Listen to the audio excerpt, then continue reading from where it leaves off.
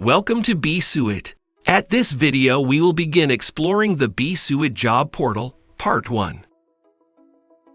The central point from where users manage their tasks and monitor in real time the progress of the processes. Each user, when entering the portal, will find a view customized according to their role and permissions, with a summary of pending tasks, assigned cases, and the current status of the processes. This view helps to prioritize activities and maintain an efficient workflow.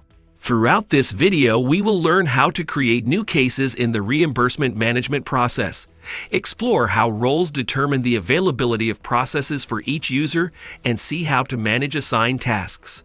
Finally, we will apply filters to our tasks, review attached documents, and navigate through the activities that make up the process. This first part will give us a complete overview of how the BIZUIT Work Portal facilitates the efficient administration of automated processes. If is logged in with a user who does not have the role employees, the reimbursement management process will not be available. If, on the other hand, we log in with a user belonging to the role employees, the reimbursement process will be available since it is to this role that we have given permissions to initiate it. Let's now see how to create a new case. A case is a specific instance of a process, such as refund management. In the process menu, we will select the refund management process and start a new case.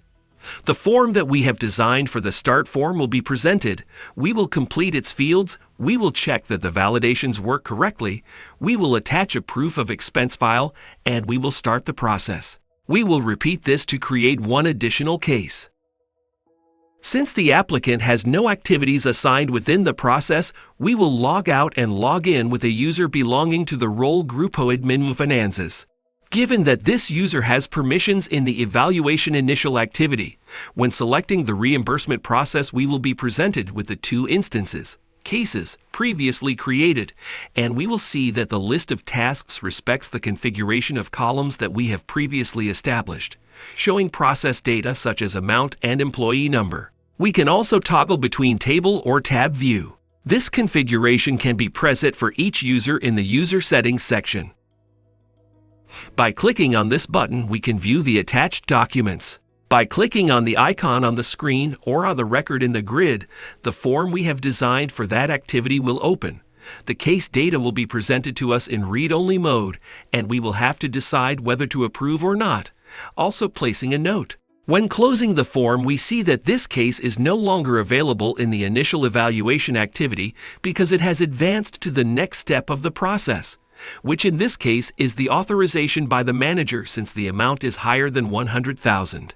By completing pending activities, users advance in the process flow. Each completed activity allows the process to move on to the next step, ensuring that the established timelines are met.